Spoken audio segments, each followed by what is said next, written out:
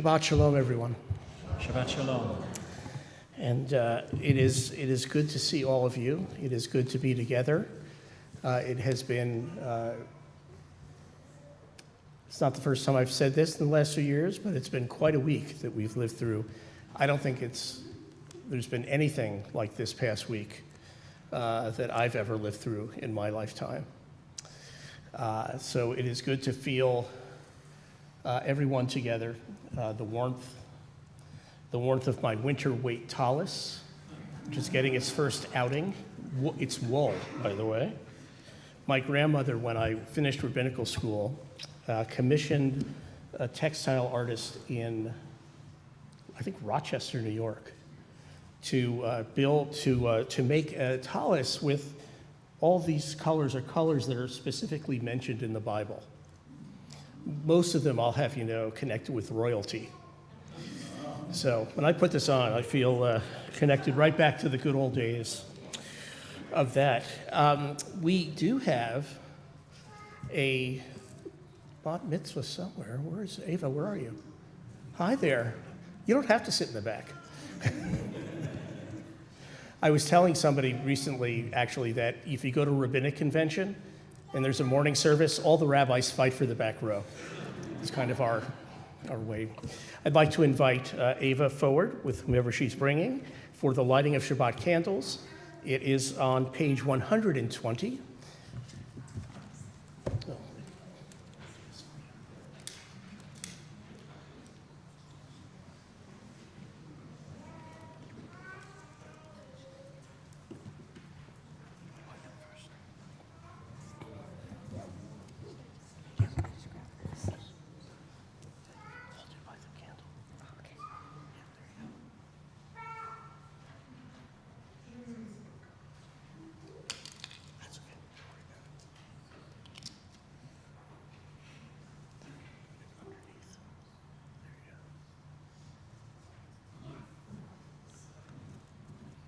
And please join us for the blessing.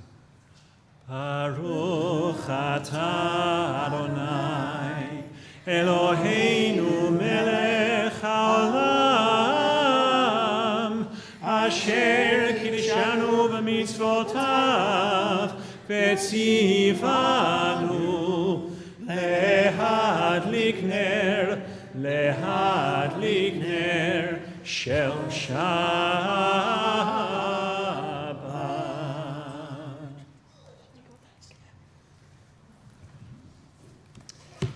We're going to continue on page 138, and please join us as we welcome the Sabbath as one would welcome a bride to the wedding canopy.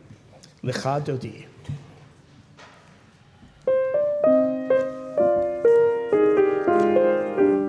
Lecha Dodi likrat kala, v'nei Shabbat nekabela.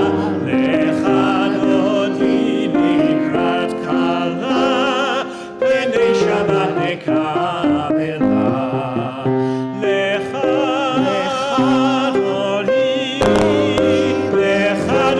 likrat kala, v'nei Shabbat nekabela. Lecha Dodi likrat kala, v'nei Shabbat nekabela. Shamor v'zachor b'dibur echad, Ishmianu el hamiuchad, Adonai echad, u'shemo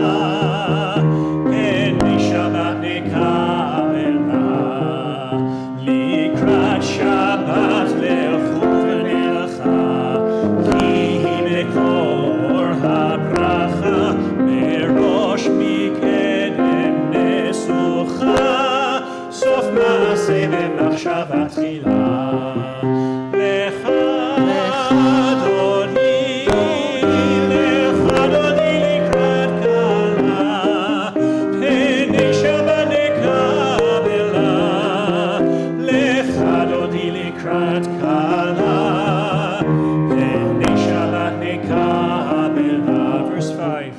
Hitoreri, Kiva Orech,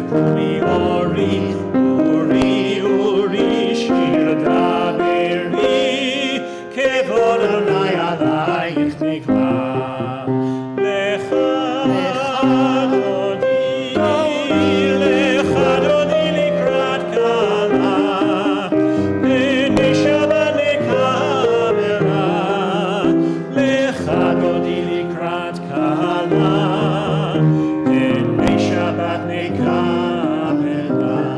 Please rise. Boi v'shalom ateret bala, gam besimcha u'tzola, toch emunei am segula, boi chala,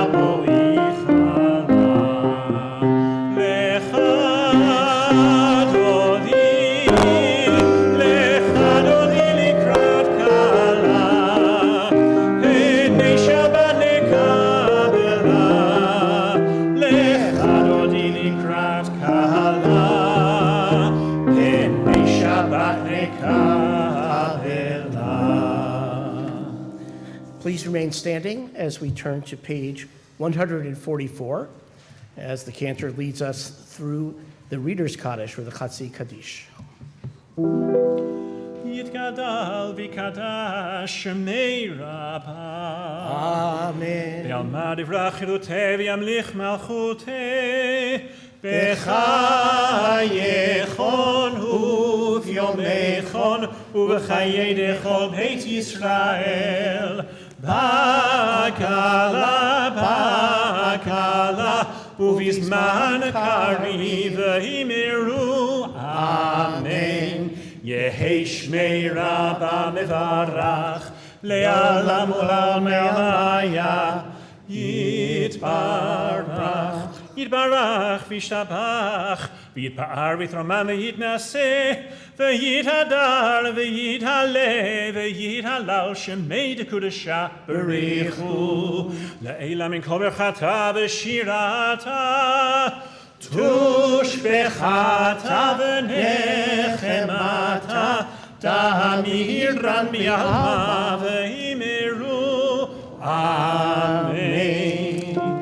Page 146.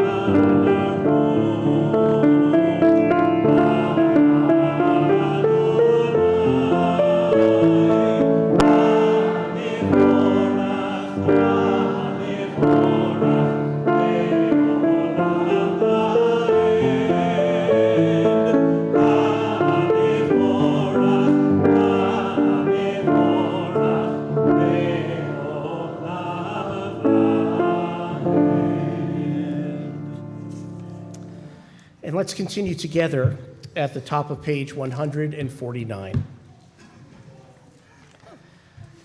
Praise to you, Adonai our God, from whom the evening flows. Your wisdom sets the way on which time and season glide. Your breath guides the sail of the stars. Creator of the tide of time and light, You guide the current of day into night. As heaven spans to infinity, You set its course for eternity. Praise to you, Adonai our God, from whom the evening flows. Baruch atah Adonai, Hama'ariv, Aravim. Page 150.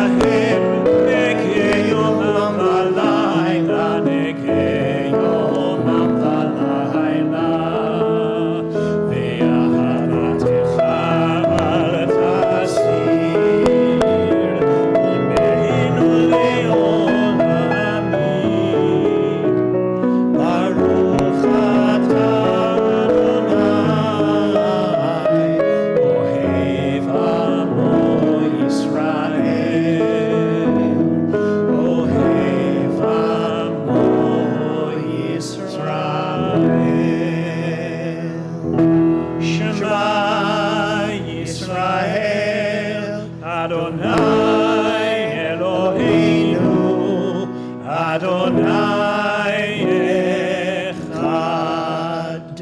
Baruch Shem Kevod Malchuto L'olam Va'ed. Please be seated. We continue with the V'ahavta on page 154. ואהבת את אדוני אלוהיך בכל לבבך ובכל נפשך ובכל מאודך.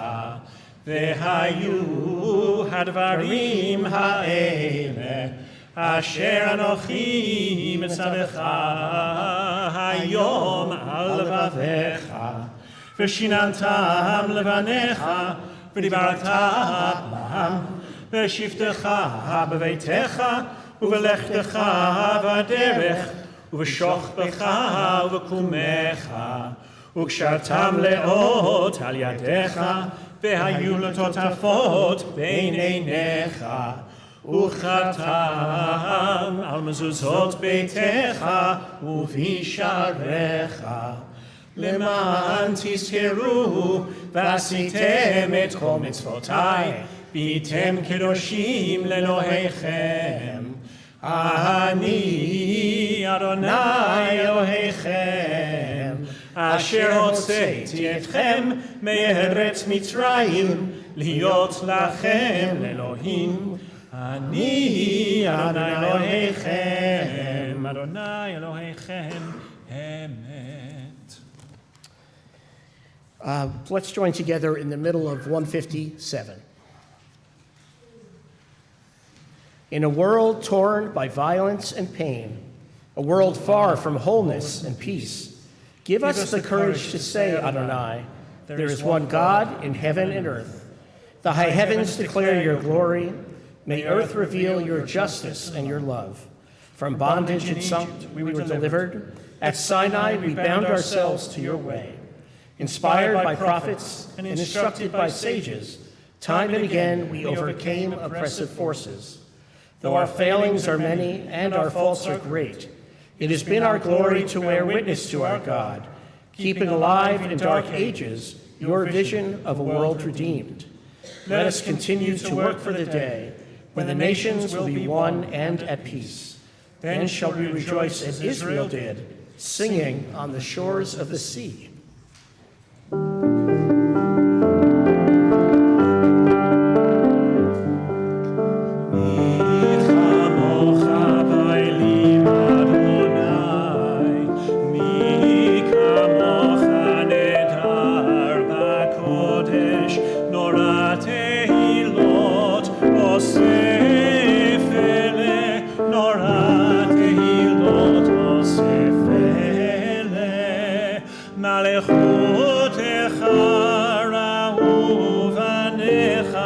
בוקי הים לפני משה ומרים, צאלי, צאלי עלו ואמרו,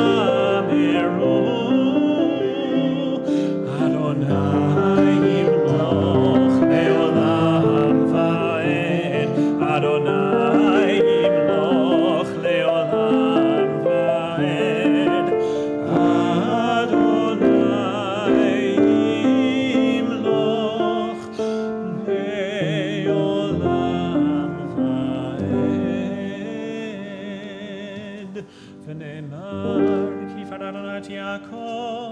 וגלו מיד חזק ממנו, ברוך אתה אדוני גאל ישראל.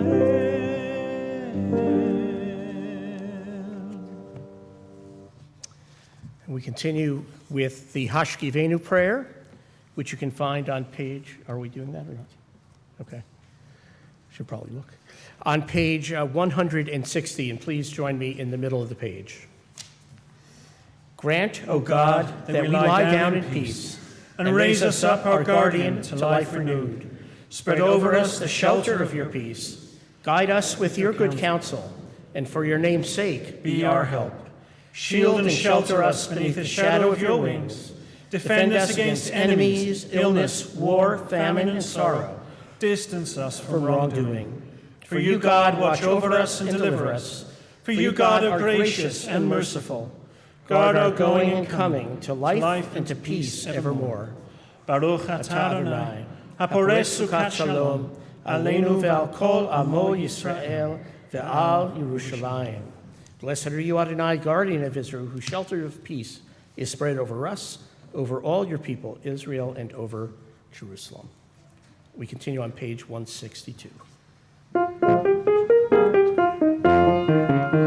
V'shameru v'nei Yisrael et ha-Shabbat la'asot et ha-Shabbat לדורותם ברית עולם.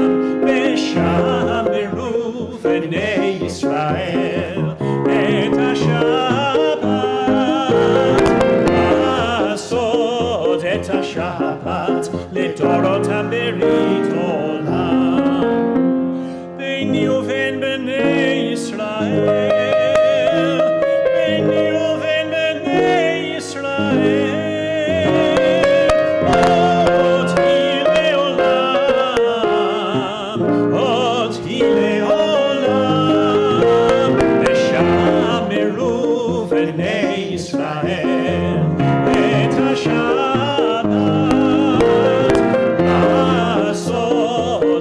שבת לדורותם ברית עולם. כי ששת ימים, כי ששת ימים עשה אדוני את השמיים ואת הארץ, ושמרו בני ישראל את השבת לעשות את השבת לדורותם ברית עולם. וביום השביעי שבת וינפש, ושמרו בני ישראל את השבת לעשות את השבת לדורותם ברית עולם. We continue with the Amidah on page 164. Please rise. Adonai sefatai tiftach ufi yagid tehilatecha.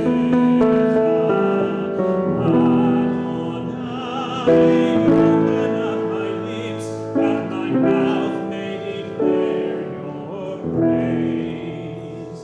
Baruch atah Adonai Eloheinu ve'Elohei avoteinu ve'imoteinu, Elohei Avraham, Elohei Yitzchak, Elohei Yaakov, Elohei Sarah, Elohei Rivka, Elohei Rachel, Elohei Leah, Ha'el Hagadol, Hagibor v'Hanora, El Elyon, Gomel Chasadim Tovim, Vekonei Hakol, Vezocher Chastei Avot v'Imahot, ומביא גאולה לבני בניהם, למען שמו באהבה. מלך עוזר ומושיע ומגן, ברוך אתה אדוני, מגן אברהם ועזרת שרה. אתה גיבור לעולם אדוני, מחיי הכל אתה רב להושיע, משיב הרוח ומוריד הגשם, מכלכל חיים בחסד, מחיי הכל ברחמים רבים, סומך נוכלים ורופא חולים, ומתיר אסורים, ומקיים אמונתו לשני עפר, מי כמוך בעל גבורות, ומי דומה לך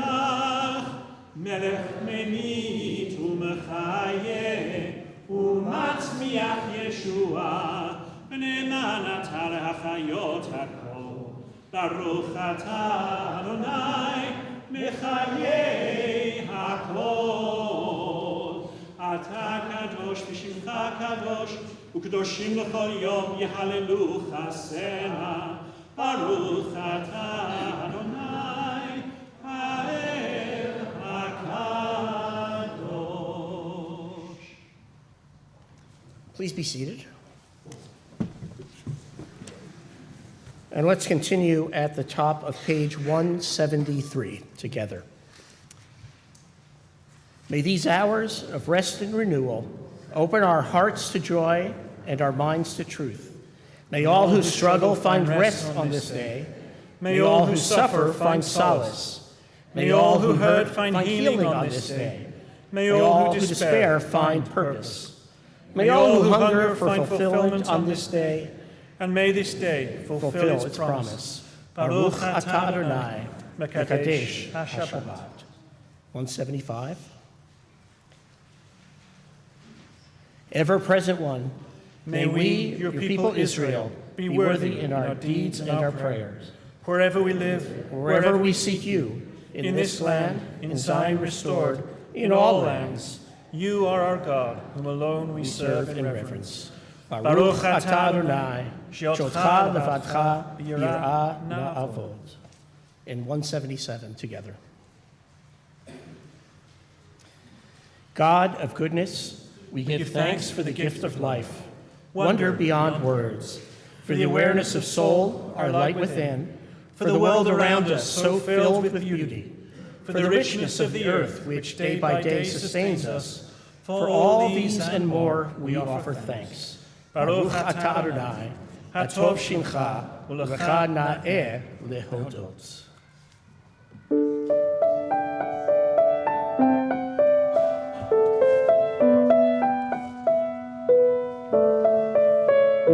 Shalom Rav al Yisrael amcha tasim leolam. Shalom Rav al Yisrael amcha tasim leolam. Ki atahu melech adon lechol hashalom. Ki atahu melech adon lechol hashalom. Shalom Rav al Yisrael amcha tasnim leolam. Shalom Rav al Yisrael amcha tasim leolam. V'tov b'einecha levarech et amecha Yisrael b'chol עת ובכל שעה בשלומך. Shalom Rav al Yisrael amcha tasim leolam. Shalom Rav al Yisrael amcha tasim leolam. Tasim leolam. Tasim leolam.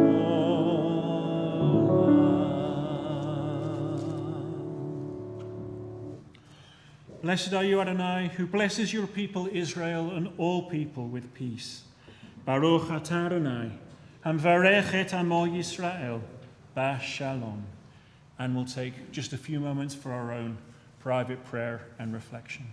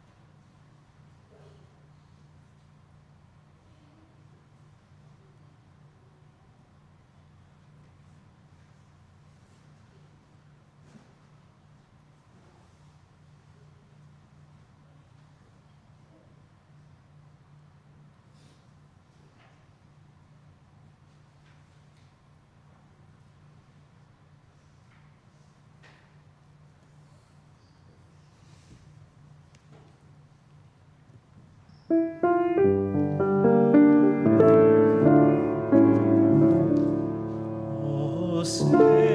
shalom bimromav, Oyaseh shalom aleinu, ve'al kol Yisrael, ve'imru amen. Yaseh shalom, yaseh shalom, shalom aleinu ve'al kol Yisrael. Yaseh shalom, yaseh shalom, shalom aleinu ve'al kol Yisrael.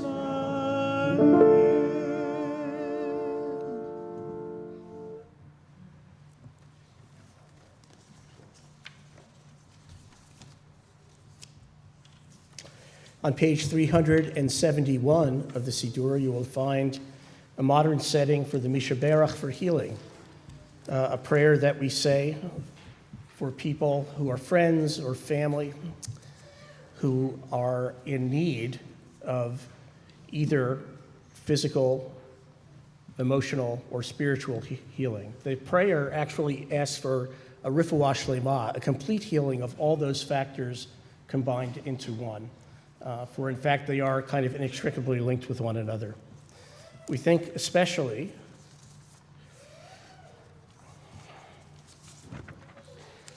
of Carol Baldwin, Sarah bat Vesiva ben, Rivka Fegi bat Phyllis, Sapira bat Yehudit, Emily Baer, Simcha Meir ben Esther Malka, Moshe ben Chaya Sarah, Yosef ben Lily Venatan, Katie Peltz Davis, Bunny Freed, Leonore Friedman, Lisa Frolkis, Susie Garrison, Marianne Gehrig, David Goldenholtz, Greg Harris, Jennifer Houston, Bob Israel, Didam Eater, Michelle Jacoby, Rory Langlois,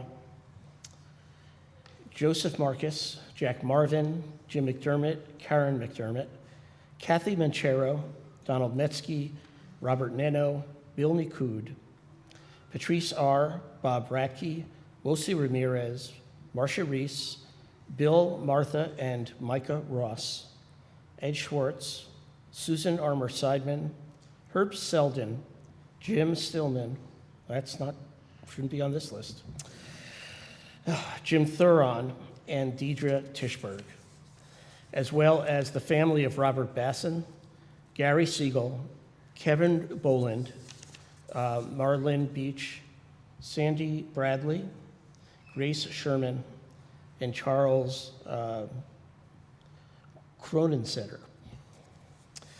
If there's others of whom you're aware who could use our prayers for healing, including all of those who were injured in Israel during this ongoing set of hostilities, as well as those living in Gaza who have been injured in the ongoing hostilities, we take them into our hearts and pray together.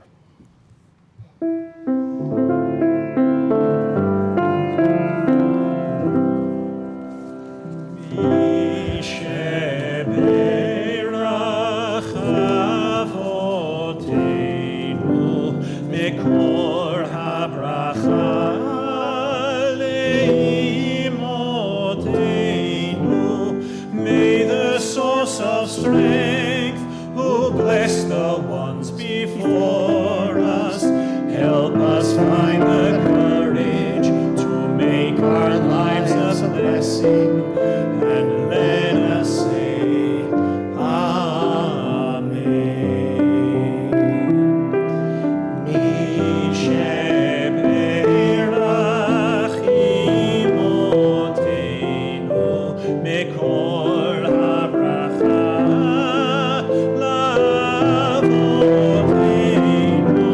Bless those in need of healing with refuah shlema.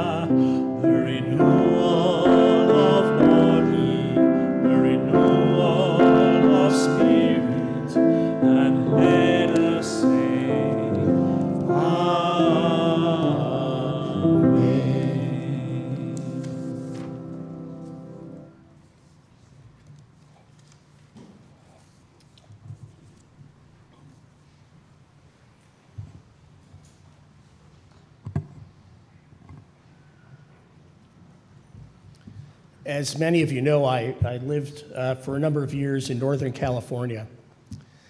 And one of the things you learn there, although it's usually learned in retrospect, is that 4 or 5 hours before an earthquake, suddenly the animals seem to know that something is up. The cats and the dogs, they act really squirrely. The squirrels act a little more unusually than they do normally. It's the kind of thing you see, like ants come up and go stretching out for a mile. Just very bizarre behavior. And scientists, I think, theorize that there are kind of tremors that occur in tectonic movement that we can't feel, but which somehow the animals are aware of.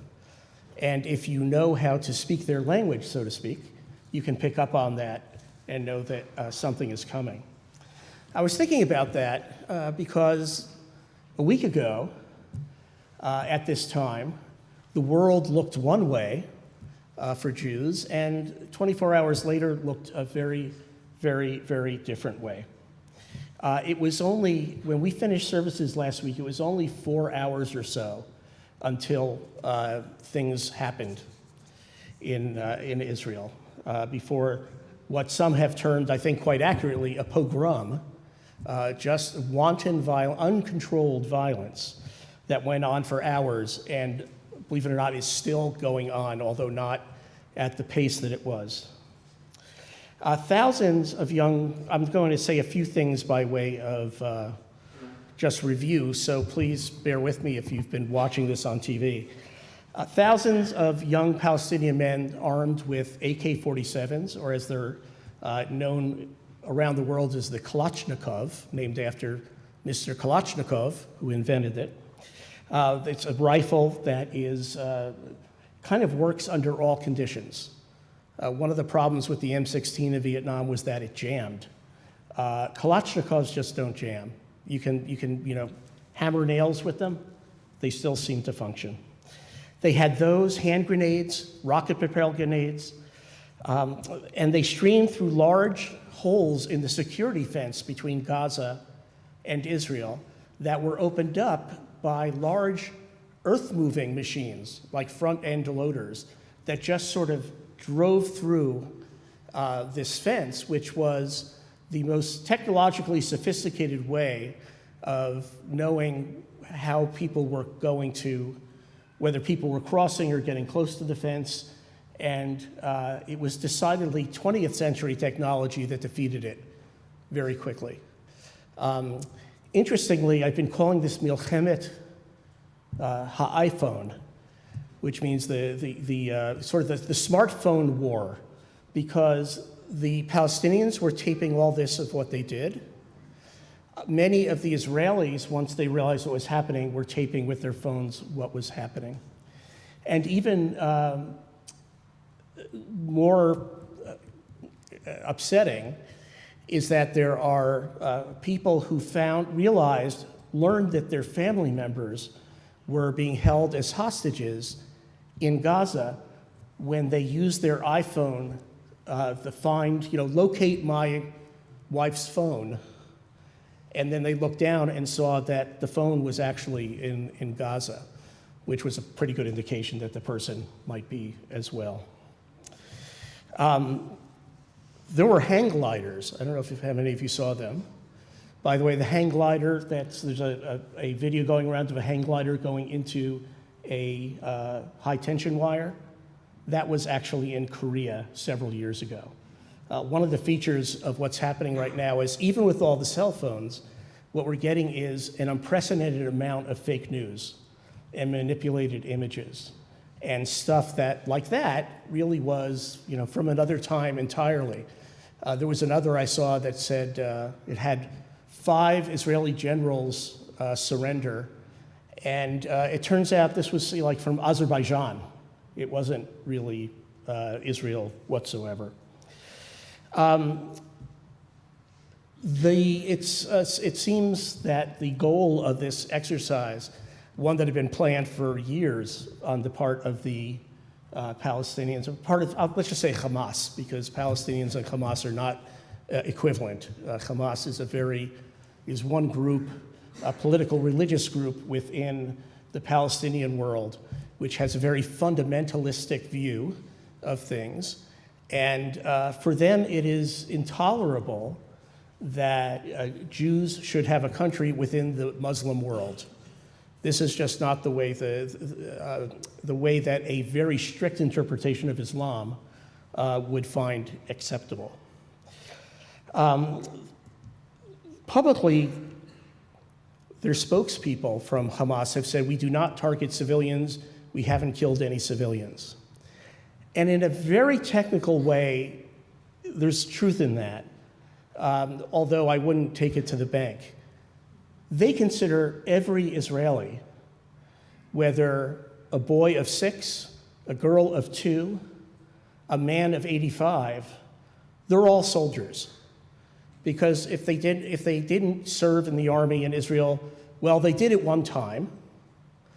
And people younger than conscription age, well, they will in the future.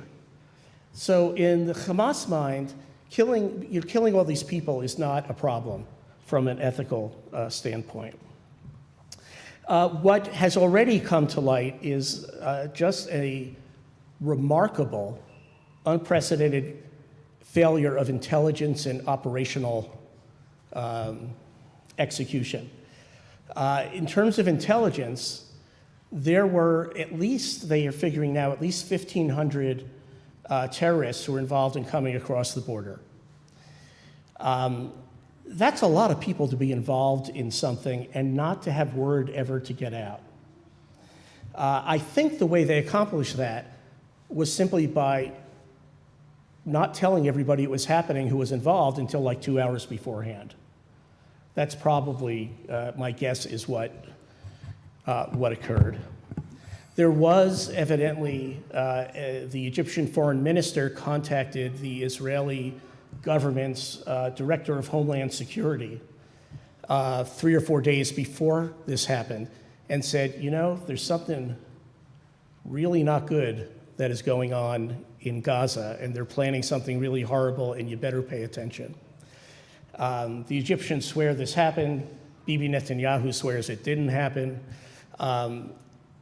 What the Egyptians said was Netanyahu seemed kind of not to be concerned about it.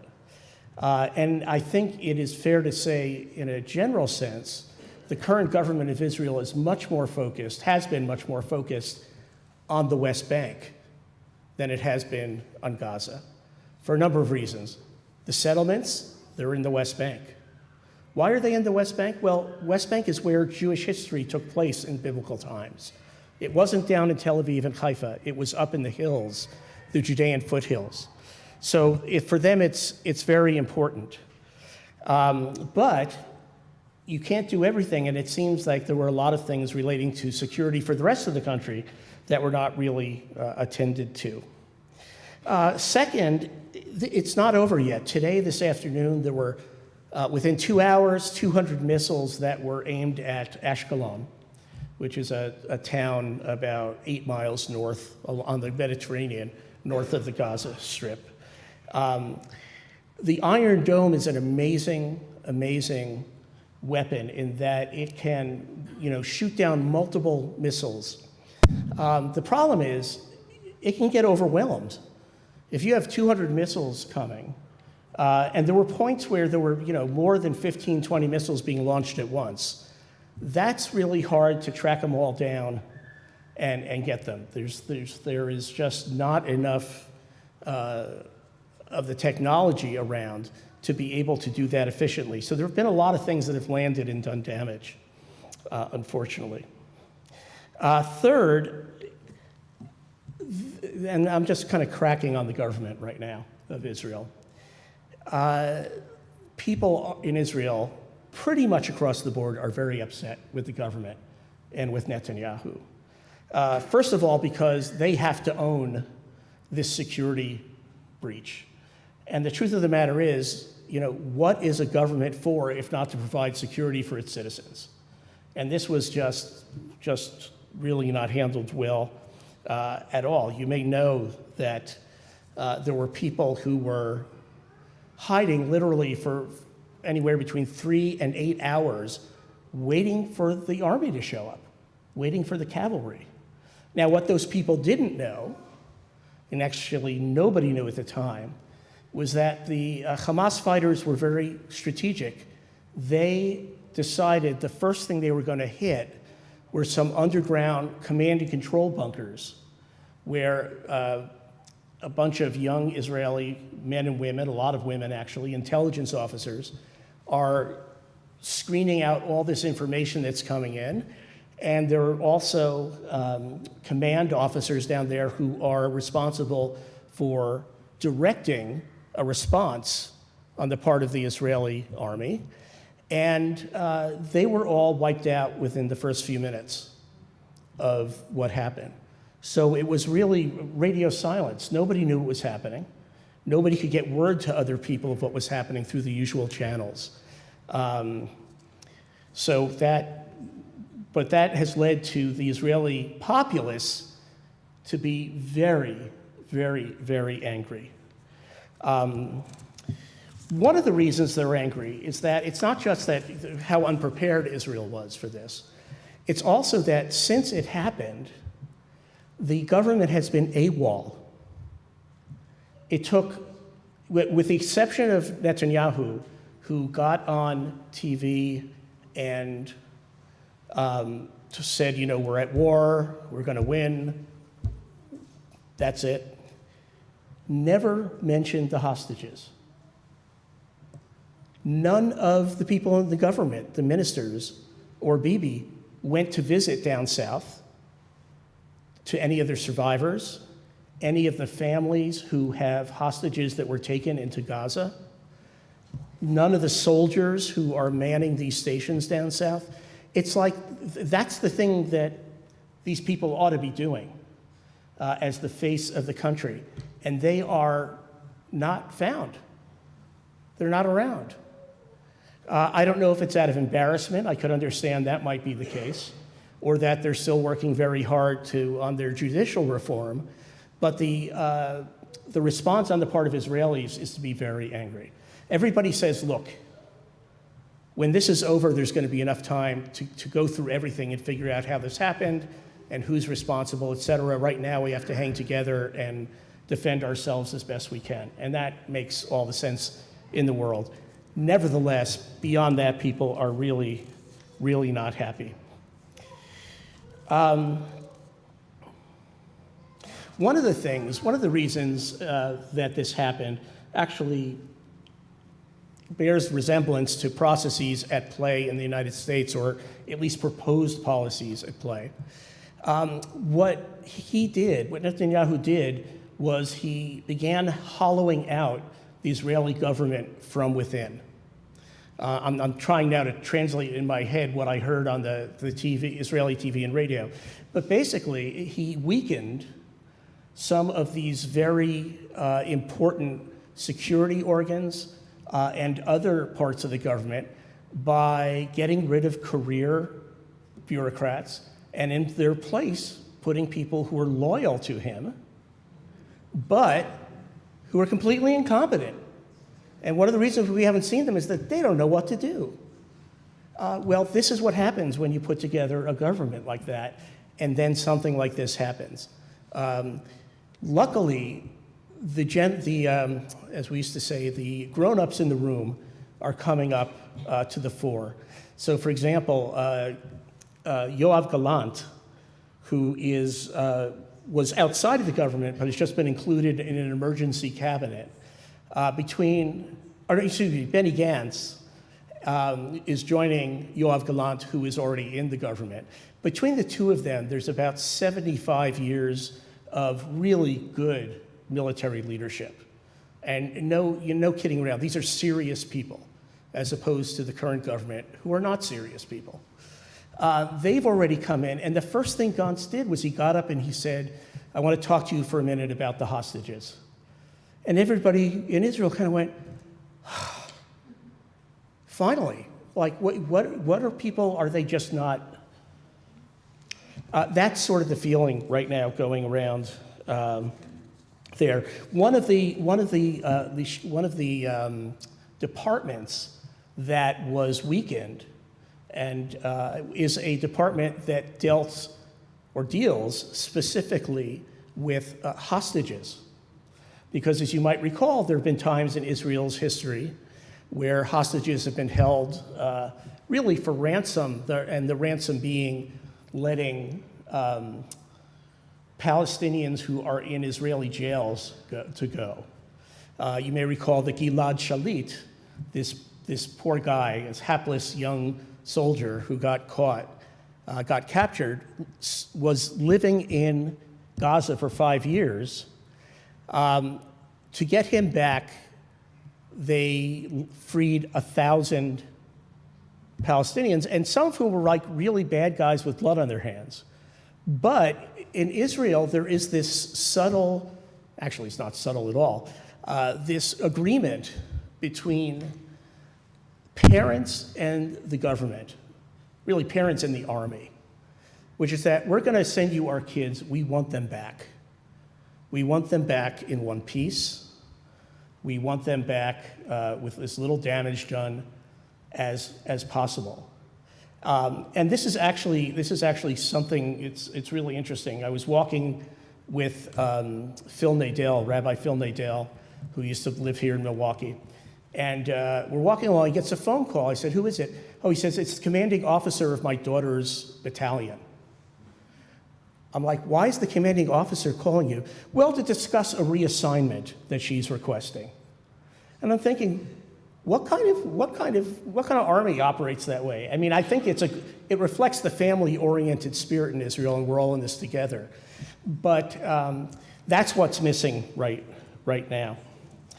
And that office that dealt with Hatifot, with people who were kidnapped, simply isn't functioning at all, which is really a bad time not to be doing that. As one person said this afternoon on TV, the government, or the state really is what he said, owes them to be recovered, to be repatriated back to Israel because the government let them down. And this one guy went on to say, look, it's one thing when it's a soldier in uniform, it's another thing when it's little kids and grandmothers who are being kidnapped. A very different thing. I want to share with you in closing, but don't get excited because it's a little long, a piece that appeared in The Atlantic and a number of other places. I actually saw it online the other day. It was an interview with Amir Tibon. Amir Tibon is a journalist who used to write for the New York Times. I don't know really what he's doing these days, but I know what he was doing last Saturday. And last Saturday, he, his wife, and their 2 children were visiting his mother-in-law, who happens to live in one of the settlements, not that kind of settlement, one of the little villages right next to Gaza. And I want to tell you, I'm going to quote what he said. Saturday, 6 in the morning, and we hear a very familiar sound, the sound of a mortar about to explode. It's like a whistle. It comes in like that. And we're used to this sort of thing in this part of the country. When there's a break in a few minutes, you just shove the kids in the car and you go away from the border towards a more secure place. But this time, as we were packing, I heard the most chilling noise I've heard in my life, automatic gunfire in the distance. So at first I'm hearing the gunfire from the fields, and then I hear it from the road, and then I hear the gunfire from my neighborhood, and now the gunfire is right outside my window. And I hear shouting. And I understand Arabic. I understood exactly what was happening. Basically, I understood that Hamas had infiltrated the kibbutz, that there are terrorists outside my window, and I'm locked in my house and inside my safe room with 2 young girls, and I don't know if anyone is coming to save us. That's how it started. The person who interjects and says that to reach this early conclusion, Amir would have to ignore some hard and movable facts. There is a 40-mile security barrier between Israel and Gaza. That barrier is patrolled by soldiers at all times, and Israel tightly controls all movement in and out. Amir moved his family there, making what he felt was an implicit bargain with the Israeli government. We will populate your border, and you will keep us safe. In fact, anywhere in Israel lately, a civilian face-to-face with a terrorist has become a very rare event. So why was there one outside his door? It didn't make sense. Now Amir is a journalist, so while his phone still had power, he called his colleague, Amos Ariel, who covers military affairs. He told Amos what was happening in his town and asked if Amos knew more. And this is now T-Bone again. And what Amos told me in reply was the scariest thing I heard. He said, yes, I know, but it's not only in your kibbutz. It's not only in Nachal Oz. It's all over southern Israel. It's all over. It's in cities and in towns and in kibbutzim and in villages. Thousands of armed Hamas fighters have infiltrated the country. They've taken over military bases. And that was scary because I realized if that's the situation, it's going to take a very long time for the military to come and confront those terrorists and save us. That's where I thought, okay, we're going to die here. No one's going to be able to come in time. And if they manage to break into the house, they will then try to break into the safe room, referring to the terrorists. And if they manage to do that, we will be dead or kidnapped. The narrator says they had no food. The electricity had been cut off. From inside the safe room, Amir controlled what he could.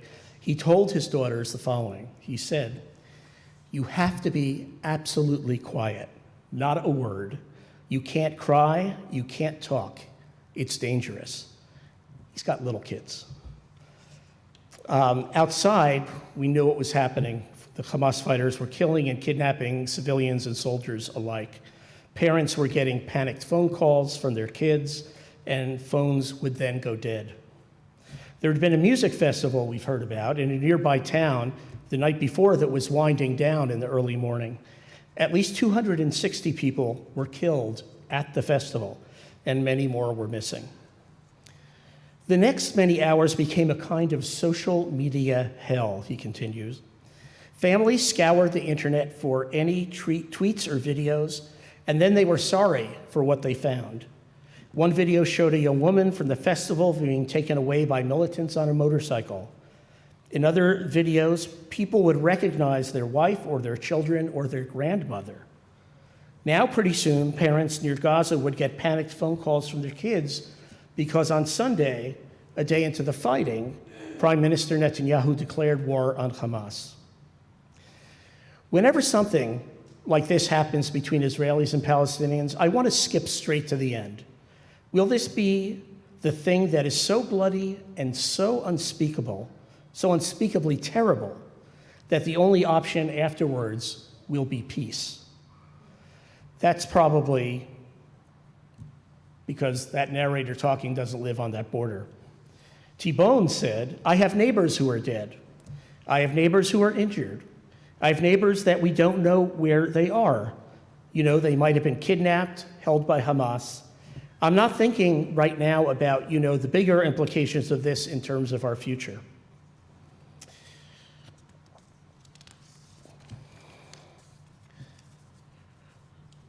Even before this, Israel had intense political divisions, as we've discussed before.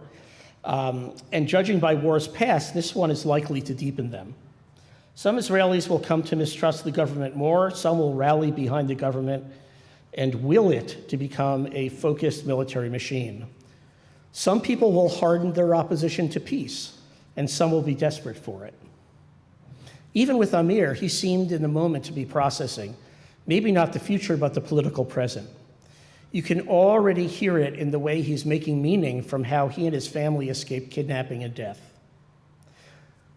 Before his phone died, he made one more call, and this was to his father, a retired general who lives in Tel Aviv, which is about an hour and a half north. And this is T-Bone speaking. My parents said, we're coming to get you. Now this goes against all logic, but I told myself, okay, right now I'm asking my 2 young daughters to put complete faith in me and my wife, in their parents, to do what we're telling them in order to save their lives, which is to be very, very, very, very quiet. And understand that we cannot get out of this room, we cannot get to food, we cannot go to the bathroom, we cannot go out to play. And I'm asking them to put their faith in me completely. And I told myself, I have to do the same thing right now. I have to trust my father, who is a trustworthy man, that if he said he will come here and save it, he will do it. So Amir's parents began driving south. As they got closer, they saw young people walking on the side of the road barefoot. These were escapees from the music festival. They kept driving until they got to the main town near the border, Tibon.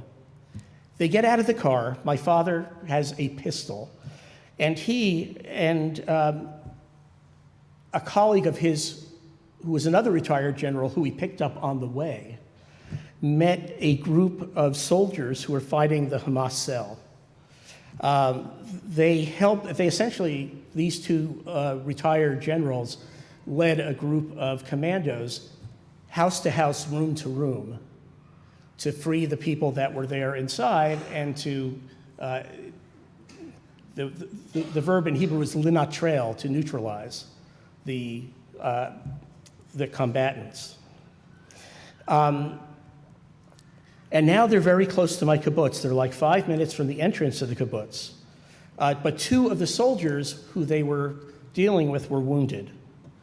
So Amir's mother decides to take the car and to take those 2 soldiers to the hospital, which means that now these 2 have to get there the rest of the way.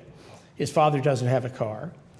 This is where he hooked up with the other retired general, who's around his age, also a grandfather on a mission to help his family. He asked him for a ride, T-Bone. So these 2 guys over the age of 60 are driving in a regular car. It's not even a Jeep or something. It's not an armored vehicle. It's just a car. They're driving down the road where half an hour earlier there was a deadly ambush of soldiers.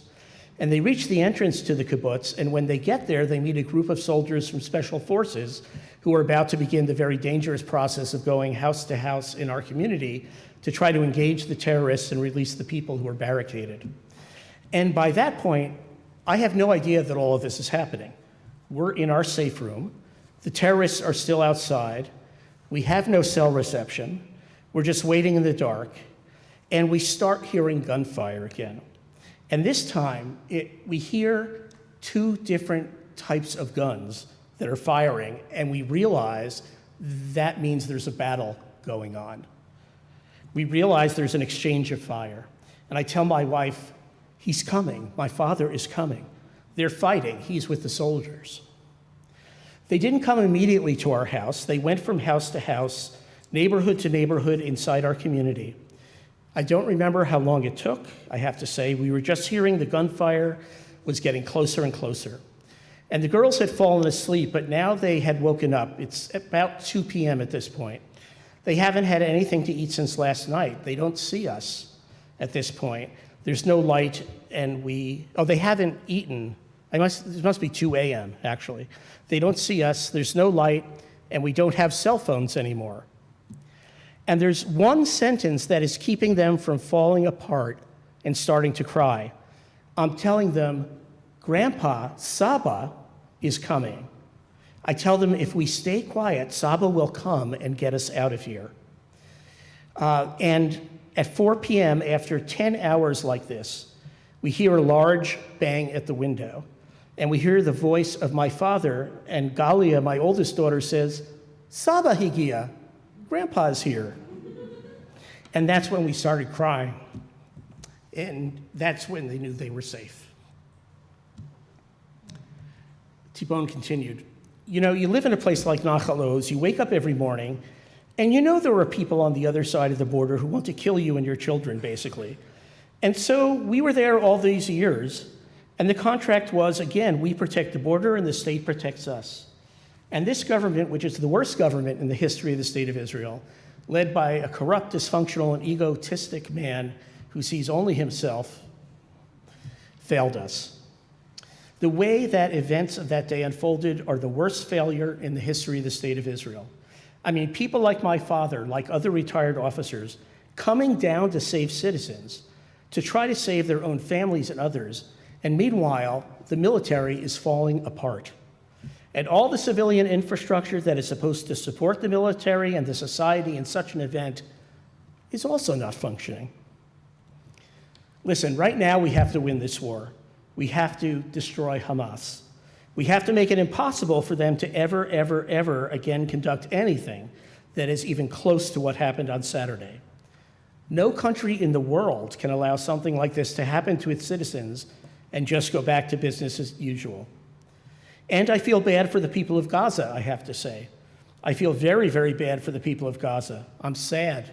I'm heartbroken. But the response Israel will have to take will be completely disproportionate to anything we've seen in the past, because this was a disproportionate event. This was our 9/11.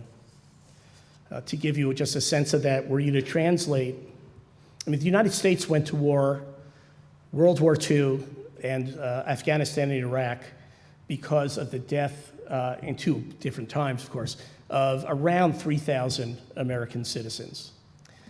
And if you were to sort of do the math and say, what would the equivalent number be here in America on a proportional percentage basis, it would be over 40,000 people dead in one day. In all of Vietnam, our involvement there, we lost 58,000 soldiers over the course of years. And I don't mean to minimize that at all. But to lose 40,000 people in a day, that requires a response. And so there's a new reality between Israel and Gaza. That reality, it can be, the result of a disastrous military operation. It could be the result of some diplomatic maneuvers as well, but it cannot remain the same.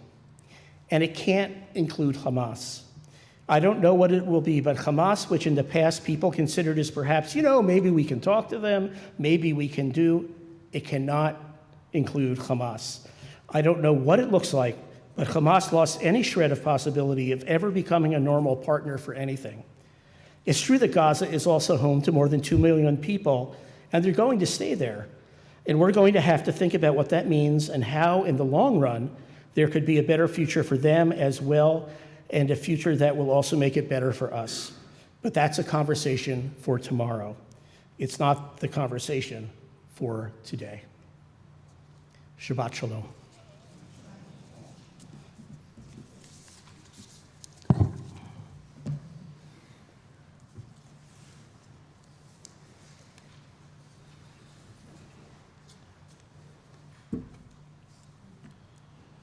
As part of our service this evening, as we did at the community event last Monday, we're going to include the Avinu Shebashamayim Tzur Yisrael V'Goalo, the prayer for Israel, which you'll find on page 517 of the prayer books, which traditionally we recite as part of the Shabbat morning Torah service, but we're including it in our service this evening.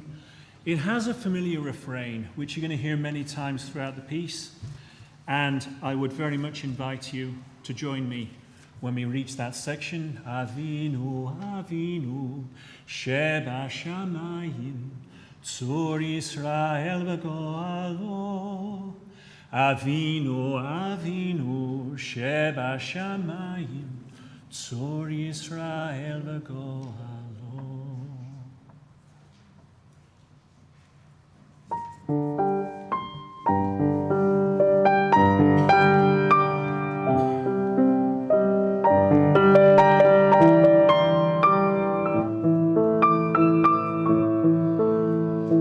Avinu, Avinu, Shebashamayim, Tzur Yisrael V'Goalo.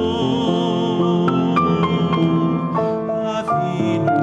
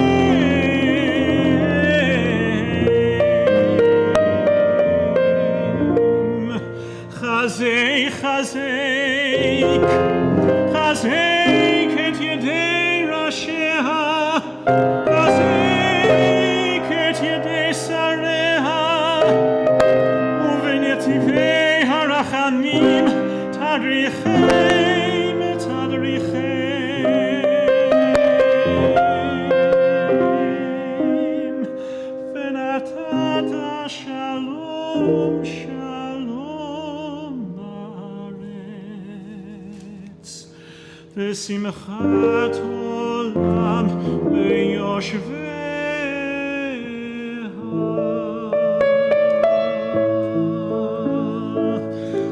אבינו, אבינו, שבשמיים, צור ישראל וגואלו. אבינו, אבינו, שבשמיים, צור ישראל וגואלו. צור ישראל וגואלו. ונאמר,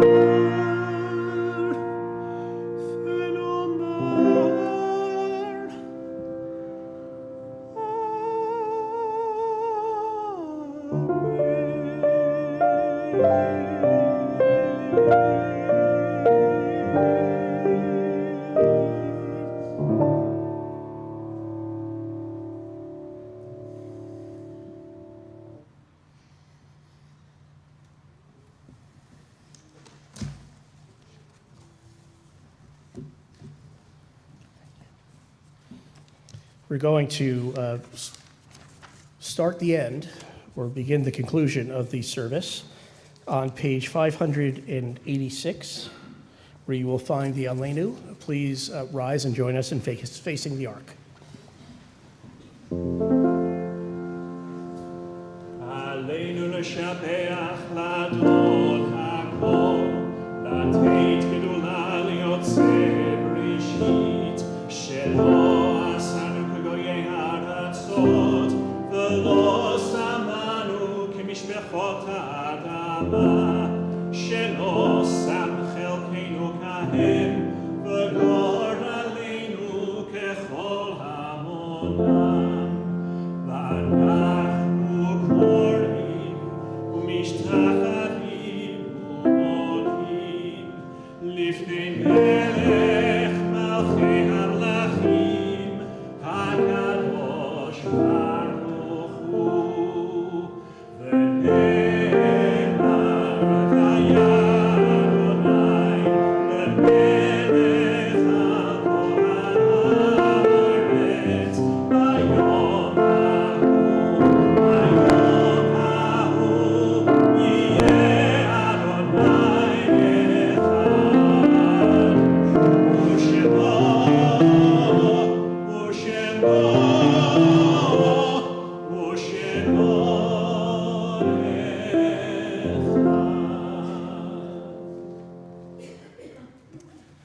The Kaddish Yatom, the Mourner's Kaddish, is on page 598.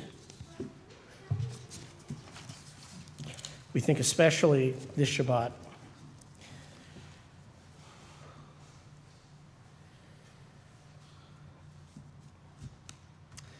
of Jim Stillman, who was laid to rest within the past 30 days. And Larry, what's your dad's first name? Sheldon Glussman, who was just laid to rest recently as well. The following who have members of our congregation saying Kaddish for them, and this is the year following the death. Jim Korlowitz, John Labotsky, Kerman Bott, Ruth Lowenstein, Foster Padway, Geraldine Schmidman, Jack Zeev L., Jacqueline Wagner, Doris Gendelman, Harriet Hackman, Mary Ann Greenebaum, Bob Sanderson, Shirley Schlomovitz, Ron Abel, Len Lowasser, Dick Strauss, Jimmy Ansfield, Natalie Winowich, Carol Ann Willems, Tom Yanni, Victor Robb, Hermes Hoffman, Nick Winowich, Leanne Borkovitz, Tom St. John, Morty Blutstein, Barbara Wyman, Ralph Marshall Gorin, Edith Lank, Susan Melanie Siegel, Don Polachek, and Bev Colton.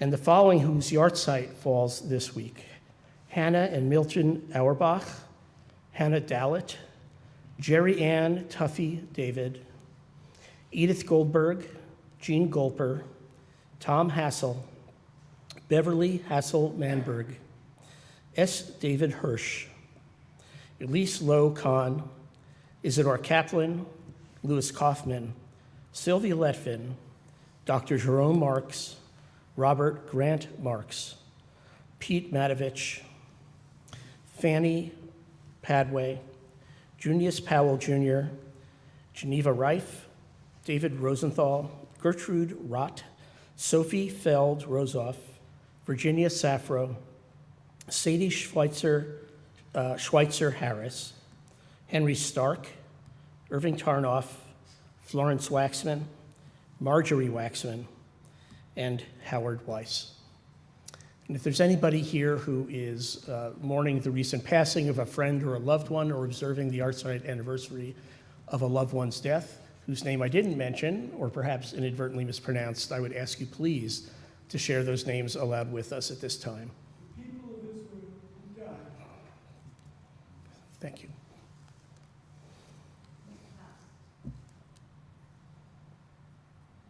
Bobby, what'd you say? Okay, thank you. We continue with Kaddish. Yitgadal v'yitkadash shemei Rabbah, v'alma divrach chiluteh v'yamlich malchuteh, v'chayechon v'yomechon, u'v'chayei d'chol beit Yisrael, v'agala u'v'zman kariv v'imeru amen. Yehei shemei Rabbah mevarach li'alam u'lalmei almaya, Yitbarach v'yishtabach v'yitpa'ar v'yitroman v'yitnaseh, v'yitadar v'yitaleh v'yithalal shemei d'kudashah berichu, le'ela min kol birchata v'shirata, tushbechata v'nechemata, damiran be'alma v'imru amen. יהי שלמה רבה מן שמיה, וחיים עלינו ועל כל ישראל, ואמרו אמן. עושה שלום במרומיו, הוא יעשה שלום, עלינו ועל כל ישראל ועל כל יושבי תבל, ואמרו אמן. May the source of peace, who makes peace in the highest heavens, help us learn how to make peace here on earth. And may God grant those who are in mourning a measure of consolation and comfort. And together we say, Amen.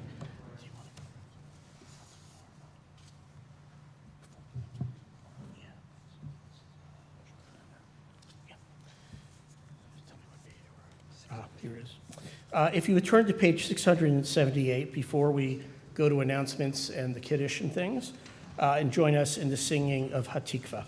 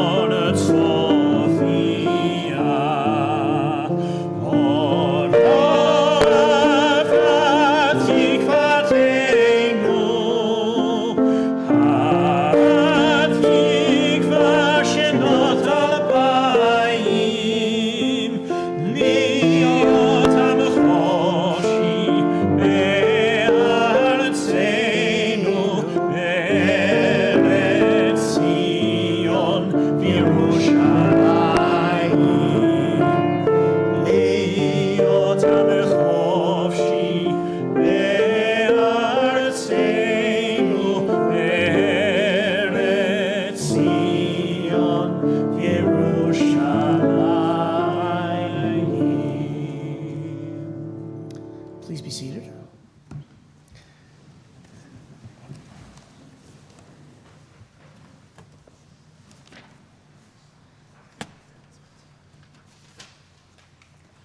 Good evening. I'm Gillian Roger. I serve on the Board of Trustees for the temple.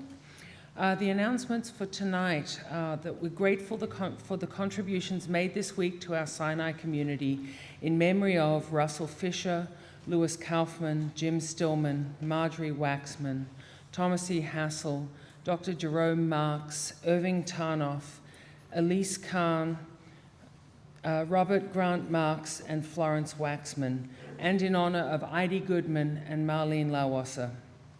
Join us for the following upcoming programs. Introductory Judaism for Adults, What They Never Told You in Religious School with Rabbi David Cohen, Sunday, October the 15th, 10 to 11:55 at Congregation Sinai, and available to Zoom, link forthcoming. Cost is free for members and $54 for non-members. How Muslims and Jews Mark Life's Signal Moments with Rabbi David Cohen and Dr. Faith Harpchi, Tuesday, 7 to 8:30 p.m., October 17th through November the 21st. There is no cost for this class, but please register through the Sinai newsletter email. Sinai Outside, Saturday, October the 21st at the Retzner Nature Center at 10 a.m. Meet at Sinai's parking lot at 9:50 or meet us at Retzner to start hiking at 10:45. For more information, contact Bobby Rector. Women of Sinai Book Club, Thursday, October the 26th at 7 p.m. at Sinai. Contact Robin Eisenman or Michelle Lewis. Dying to Know, a panel discussion, Jewish values and rituals surrounding the dying process. Sunday, October the 29th, 10 a.m. at Sinai, sponsored by Women of Sinai. Please refer to the Tuesday and Friday Sinai e-news for the latest Sinai programming information. Shabbat Shalom.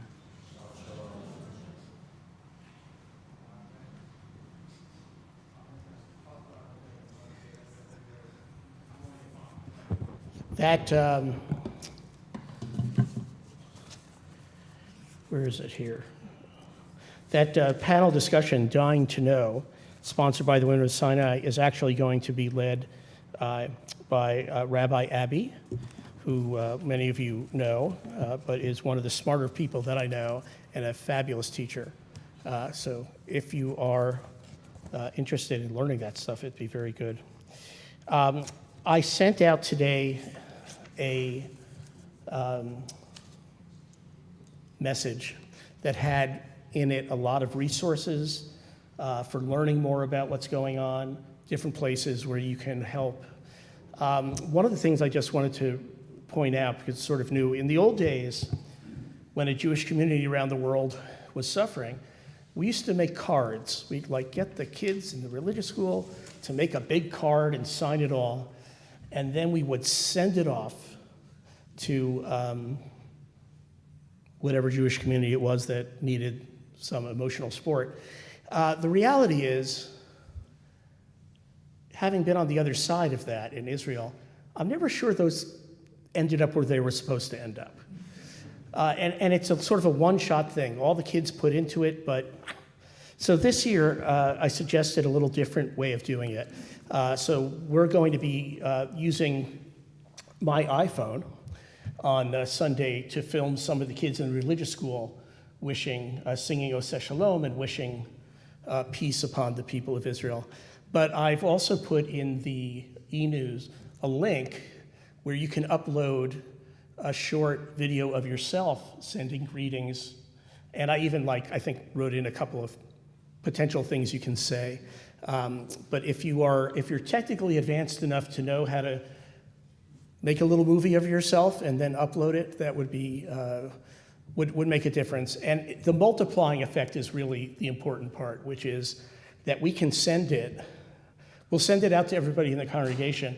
You can then send it to any people in Israel you know. We'll send it to people we know. And the idea is hopefully the message of support will hit a lot of people. It is my distinct pleasure to invite Ava Hirsch to come forward again.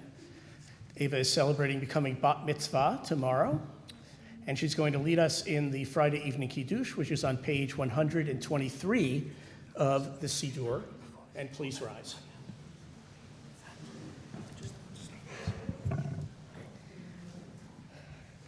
Baruch atah Adonai, Eloheinu melech haolam, borei peri hagafen. Amen.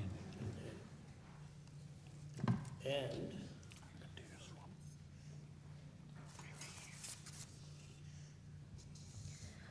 Baruch atah Adonai, Eloheinu melech haolam, hamotzi lechem min haaretz.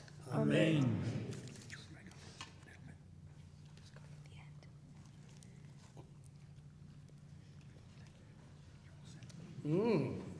Shabbat Shalom, everyone. Shabbat Shalom. On your way in, introduce yourself to somebody you don't know. I'm looking around and I see lots of people, some of whom I haven't seen for a while, some of whom I've never met, and we want this place to be warm and welcoming, so put that into motion.